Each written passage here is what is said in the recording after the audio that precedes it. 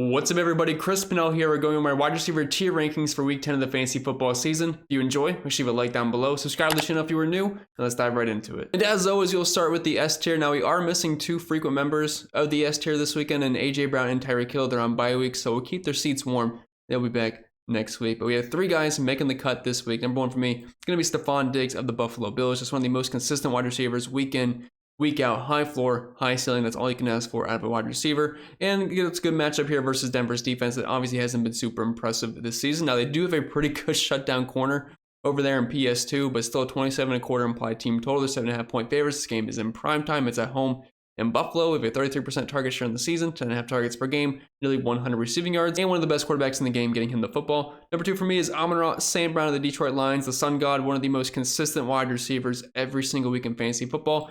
He is not normally a big play down the field threat, which is fine. His ADOT's at 8 this season, which is pretty low, although it's actually higher than Ja'Marr Chase's so far this year. But on the season, 95 yards per game, over 8 catches, 10.5 targets, a near 30% target share. This Detroit Lions offense has been cooking this season, and we get a dream matchup versus the Los Angeles Chargers on the road. They're currently 27 versus wide receivers. And Amon-Ra St. Brown, he's a stud, plays a lot in the slot, gets some easy matchups, 25-point implied team total. And this game does feature the highest over-under of the week at 48.5. So 11 the Sun God once again. And then rounding out the S tier, we have Ja'Marr Chase of the Cincinnati Bengals. Now, he is dealing with a back injury, so that is something to monitor throughout the week. But assuming he's going to be good to go, hard not to like anybody from Cincy this week. They all rank pretty high for me. My projections, 26.5 implied team total, which is one of the highest on the week. They're 6.5 point favorites playing at home versus the Houston Texans. And on the season, roughly 11 targets per game, a 33% target share for Ja'Marr Chase, 90 receiving yards. It was a down game last week. T. Higgins had the better one. On Sunday Night Football versus the Buffalo Bills. In this matchup versus Houston, they are fourth versus fantasy wide receivers. But I am always going to give the edge to an elite talent like Ja'Marr Chase over any type of matchup. And with the high implied team total here, there is a ton of upside for Ja'Marr Chase. And we know his ceiling is extremely high. The floor might be a little bit lower, but it's still good enough. Moving down to the A tier, we only have two guys making the cut this week. There is a ton in the B, C, D tier this weekend because we are missing the couple studs up top. So it looks a little bit depleted this week, but that's just how it's going to be. But Keenan Allen's going to lead off our A tier. He's one of the most consistent wide receivers every single week. Always going to have high touchdown upside. Going to get a boatload of targets. He's in a good offense, and this game is going to be high scoring, back and forth, 1.5 point spread. So I am all about it. Even though Detroit's defense is better, Los Angeles Chargers, Keenan Allen's still going to get his, and that's why he's in the A tier compared to the S tier for Amon-Ra St. Brown. CeeDee Lamb has been absolutely cooking recently, and it's great to see. He kind of had a pretty slow start to the season, but the last 3 weeks for him, 21, 44, and 32 fantasy points, all have been pretty easier matchups, and he's definitely taken advantage. 7 targets in the week 6 game versus the Chargers, 14 targets and 2 touchdowns versus the Rams, and then 16 targets versus the Philadelphia Eagles, nearly 200 yards, not get to the end zone, but was close at the end of the game. But another really good spot here versus the New York Giants. My only concern with CeeDee Lamb, and this is the reason why he's not in the S tier, even after his recent performances, is that they are 16.5 point favorites versus the Giants, and there's a decent chance they are up by a good chunk in the second half in this game. They don't like to throw the ball too much. Maybe they end up pulling starters if this does end up being a blowout. That's the only concern, and that's why he's in the A tier. And moving on to our A tier, it's kind of a boring play here, but it's Adam Thielen, and boring is fine because he's going to get you close to 10 targets per game. The quarterback play is so bad in Carolina.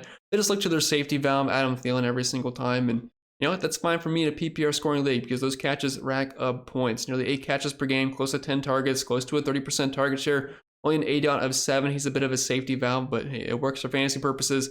Now, I'm not expecting too many fireworks in this game. Only a 39.5 point over-under, 18 point implied team total for the Panthers on the road. But the Bears are pretty much middle of the pack when it comes to fantasy wide receivers. And the ball's going to go somewhere in this offense. And it's pretty much just going to be Chuba Hubbard and Adam Thielen for the most part. So we will take the volume because volume trumps all in fantasy football pretty much for the most part. T. Higgins comes up next. Kind of had a breakout game versus the Buffalo Bills because it was a really rough stretch. But it's nice to see him finally shining a bit, and Joe Burrow's been playing such good football recently. It's definitely going to make the fantasy options around him much more appealing, whether it be Irv Smith, Ja'Marr Chase, T. Higgins, whoever is in that offense. But on the season, T. Higgins' numbers, obviously not that impressive, less than 4 catches per game, less than 50 receiving yards, 7 targets. But hey, we're on the come up. I put him in my trade targets video because even though he had a good game, I still think you can get him on the low. And I think the production with the matchups that we have coming up is going to continue. And if Ja'Marr Chase happened to miss this game, I am not expecting that. But you could definitely bump him up to the A tier and borderline S tier because the wide receiver 1 for Joe Burrow is going to have a ton of value. And don't forget, he was nearly a first-round pick a few years ago. So obviously a super talented wide receiver. Next up for me is Brandon Ayuk of the San Francisco 49ers. Not sure yet if Deebo Samuel is going to play or not. He did return to practice, but either way, Ayuk's going to be in this range. It's a good matchup versus Jacksonville. They're currently 21st versus wide receivers, and he gets a ton of work. 48% market share of the team's air yards this season, 8 out of 14.4, which is the best of any wide receiver we have talked about so far. 90 receiving yards per game, 7.5 targets, 29% target share, and a 80% weighted opportunity share. So I will take the good matchup with a pretty high implied team total for the 49ers. Garrett Wilson of the New York Jets. Obviously, quarterback play is not great here. That's the only thing holding him back. And this game features a 37-point over-under, so not expecting too many points to be scored in this one, but 48% market share of the team's air yards, 82% weighted opportunity share, 32.5% target share. Not the greatest matchup in the world. Las Vegas Raiders are currently 6th versus opposing wide receivers, but like I always say, if you're the wide receiver winning offense, you're going to get fed no matter what. Chris Olave of the New Orleans Saints. Now, it's been a pretty up or down season. He was in my starts of the week last week. It was a decent game, 15, 16 points, I believe. So, I mean, it's nothing to write home about. He didn't win you your week, but I don't think he lost you it either. But another good matchup here versus the Minnesota Vikings. They're currently ranked 24th versus opposing wide receivers. And Chris Olave is just the air yards darling. Now, at some point, the production is going to be there, and it was kind of there last week, got into the end zone, but still not really an amazing game. We're looking for 20-plus points, and haven't really been getting that much out of Chris Olave, but he seeing just so much volume, 9.5 targets per game, 30% target share, 15.4 ADOT, a 40% market share of the team's air yards. That is too good of opportunity for him to be too much lower in rankings, especially in a plus matchup. And we're on the road in Minnesota, but we're in a dome, so don't have to worry about any weather concerns. Michael Pittman, another guy that just gets a ton of volume. Matchup versus New England, 23rd versus receivers, so it is a +1 here, 22.5 implied team total on the road in Foxborough. 9 targets per game, 27.5% target share, 6.5 catches. Just one of the more consistent wide receivers in football with Gardner Minshew. DeAndre Hopkins, I like him a lot more with Levis, and they did announce that he's going to be the starting quarterback this week. So good matchup versus Tampa Bay. They're currently ranked second to last versus opposing receivers, allowing 45.7 points per game and 207 receiving yards. In the 2 weeks we've had with Will Levis, obviously the first week versus Atlanta was insane. 3 touchdowns on 6 targets and 4 catches. That'll probably never happen again. 38 fantasy points. That's a bit of an anomaly, an outlier. But we saw week 9, 11 targets, only 4 catches for 60 yards to not get into the end zone. But I love the opportunity that we have. Another good spot here. So I will continue to fire up DeAndre Hopkins as a weekly starter at this point. Moving on to Davante Adams. I know it's been not fun owning Davante Adams this year. He had a couple good weeks to start the season, had that one absolute explosion game for nearly 40 fantasy points. But outside of that, it's been tough sledding. Another guy that's just a victim of poor quarterback play.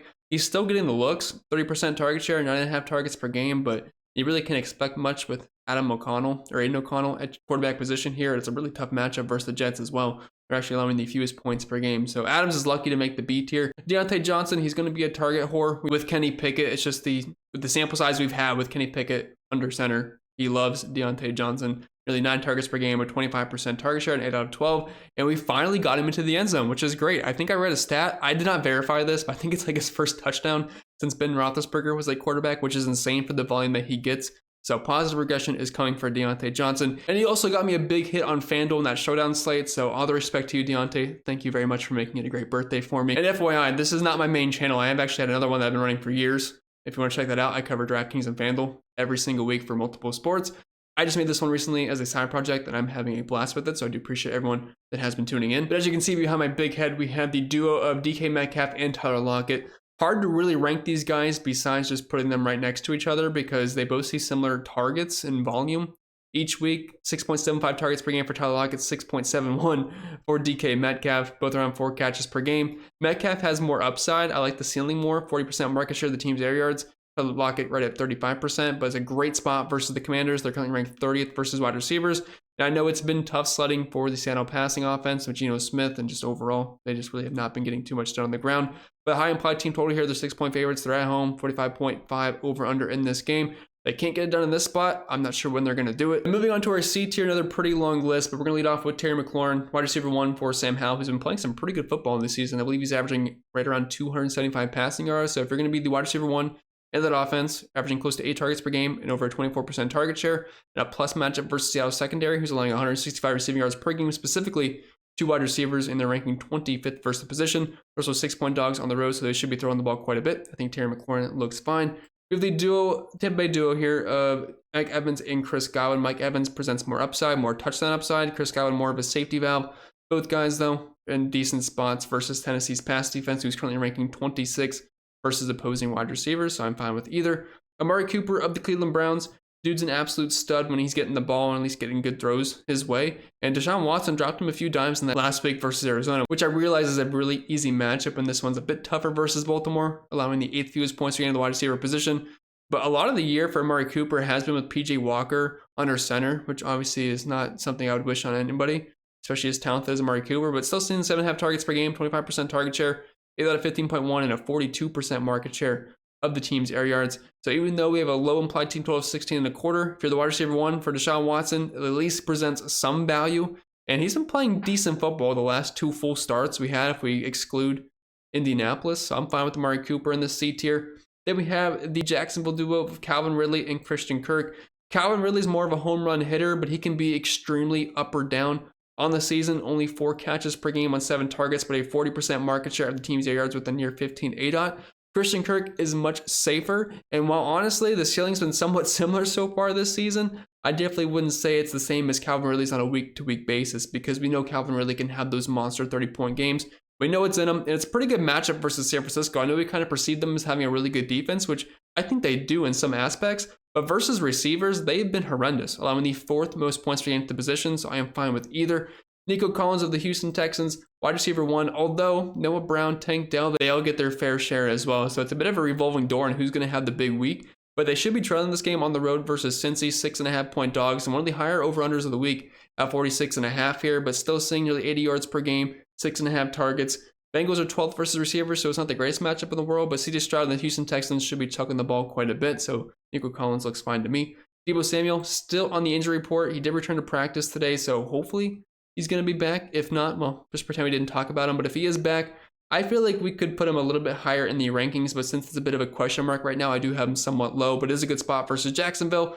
And we know he can be used all over the field. And the dude's an absolute stud when he is healthy. Jordan Addison, wide receiver 1 on this team. The problem is Josh Dobbs is the quarterback. So the upside's much lower than it was with Kirk Cousins. But he still has enough talent to get the job done. Then rounding out our C tier here, we have DJ Moore of the Chicago Bears. Justin Fields is going to be back this week. And the ball goes 2 places.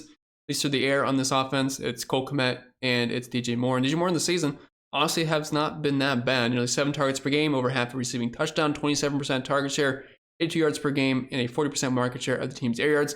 Now, the Panthers have been way better versus the pass than they have been versus the run, but I'm still fine with DJ Moore based off the volume that we will be receiving. And moving on to our D tier, hopefully you don't have to start too many guys from this range or maybe any at all. But if you're like me, in an 18-team league, yes, you heard that right, not 8, 18-team league in my Discord league. Some of these guys are wide receiver 1s on other people's teams, so just know whatever situation you're in, it could probably be a lot worse. We're going to kick it off with Tank Dell of the Houston Texans, and this offense is really fun. They don't have a run game, but they have a good quarterback in CJ Stroud. He looks like him. He should have been the first overall pick over Bryce Young. I think that's pretty easy to say at this point, but they're going to be throwing the ball. They're 6.5-point dogs on the road in Cincy, and while it's not the best matchup in the world, the volume will be there. Tank Dell had an amazing game last week. Nico Collins was okay. Noah Brown had a monster game. Dalton Schultz was great as well. So this is a fun pass offense, and I think he definitely deserves to at least lead off of one of these tiers, and the D tier seems like the right fit for him. Marquise Brown gets his QB1 back this week in Kyler Murray. We saw him have production last year with Kyler. Now, the problem is Call of Duty comes out on Thursday night. We know Kyler's got a bit of a COD problem, so look, I do too. I love playing COD and Warzone all day when I'm not doing this stuff. So if Kyler comes out looking shaky, just know he's probably hitting the MW3 a little bit too hard compared to the game film. Looks like Drake London is trending in the right direction to suit up this week, and I do prefer Taylor Heineke under center over Desmond Ridder. And we know London gets consistent volume in this offense. And the dude's talented. It's just Arthur Smith and all his good weapons just don't tend to get the football as much, and the quarterback play has been horrendous. But I do think Heineke's a bit of an upgrade. 22.25 implied team total for the Atlanta Falcons, which is decently high for them. Really soft matchup versus Arizona Cardinals, who are currently 20th versus wide receivers. 22% target share in the season, 7 targets per game, and a quarter of a touchdown, 25% market share of the team's air yards. So I am fine with Drake London as a flex play. They have Jahan Dawson, the Washington Commanders. I do like his upside. 2 pretty good games in a row for him, and Sam Howell playing some really good football, putting up a ton of yards. It's a good matchup versus Seattle. Once again, they should be throwing the football, so I think Dawson is fine as a deeper league flex play. Demario Douglas of the New England Patriots, with Kendrick Bourne going down, he's pretty much the wide receiver 1 in this offense, and he has been getting somewhat consistent volume the previous 2 weeks. So he's got some upside here. It's a good matchup versus that Colts secondary, who's currently ranked 18th versus opposing wide receivers. Now, I'm not expecting much of the New England offense here, but 21-point implied team total. The ball has got to go somewhere, so it's pretty much going to be a somewhat heavy dose of Demario Douglas and Rondé Stevenson this game, at least I'd imagine. And then Michael Thomas, he goosed you last week, but a good spot versus the Minnesota Vikings, and he's still been getting consistent targets this season, 7 targets per game on a 22% target share, so I'm willing to forgive him after last week's performance. And now the F tier, this is only for you deep leaguers, but I know you're out there, including me. So JSN here at the Seattle Seahawks, we've actually seen his role increase the previous 3 weeks, and it's honestly been not too bad. This is why we drafted him. 7 targets, 4 targets, 7 targets, 16 points, 12.6, and then 12.3, and starting to get used down the field at least a little bit more because that guy was only being used around the line of scrimmage. We know he's got talent out of Ohio State, so nice to see that they're using him a little bit more. Jerry Jeudy, I gotta be honest, I'm really excited about Jerry Jeudy here, but we did see the wide receiver position not too bad for the Cincinnati Bengals versus Buffalo, although keep in mind Joe Burrow is much better than Russell Wilson at this point of their careers, but they should be throwing the ball quite a bit, a 7.5-point dog, so I'm fine with Jeudy because he does offer big play upside. Zay Flowers, just an important piece in this offense. It's kind of been a couple down weeks in a row, and a really tough spot here versus Cleveland. They're allowing the second fewest points in the wide receiver position, but still 27% target share, right around 7 targets per game. And Lamar Jackson has not been playing bad football this year. It's just I don't love the spot versus Cleveland, and that's why he's this low this week because he's usually a couple of tiers higher. Gabe Davis is either boom or absolute bust. 0 points on Sunday Night Football versus Cincinnati Bengals. Was close to scoring a touchdown, I believe, but couldn't haul it in. High implied team total here, but I mean, the floor is extremely low. You use him as a home run hitter because he has that 30-point upside. Like that 70-yard touchdown from Josh Allen is always just sitting there waiting for Gabe Davis, but it's not something you can expect. Tyler Boyd, he'd be a lot higher if Jamar Chase happened to miss this game, but that's not something I'm expecting to happen. But he is still seeing nearly 6 targets per game on a 20% target share, so he's still involved in the offense. He's a boring play, but you know, he moves the chains, high implied team total, and like I said, if Chase happens to be out, you can move him up a little bit. Christian Watson's got all the talent in the world, but he's stuck with a bad quarterback. We saw it last year with Aaron Rodgers, but with Jordan Love throwing in the rock, it's definitely not been pretty this season, but Pittsburgh is currently 28th versus wide receivers, so we're just kind of hoping for that big play from Watson, like we know that he can produce. Jacoby Myers of the Las Vegas Raiders, I am just really down on this offense in general besides Josh Jacobs because he's getting so much volume, but Adams isn't getting the job done. Jacoby Myers is just hard to expect much from Aiden O'Connell. And mystery relevant this week, number 40, we have George Pickens of the Pittsburgh Steelers, who I guess threw a semi-temper tantrum on social media this week. I don't know the whole ins and outs about it, but I guess he unfollowed some people. And I mean, dude, it's your fault. Just drag your toe. You had so much room in the end zone to catch that touchdown. I don't know what happened there, but we know the dude's talented, 25% target share on the season, although with Deontay Johnson returning, I'm not sure you can expect that similar production, which we have seen it go down with him returning, but we'll see what happens. Not the greatest matchup versus Green Bay, but I mean, we're talking about pick 40 here, so don't expect much. But with that being said, that's all I got for today's video, so I hope you enjoyed, and if you did, make sure you like down below. Subscribe to the channel if you're brand new. My tight ends and defense rankings videos out quite shortly. I wish you all the best of luck in whatever you're doing this week. I'll see you all next time.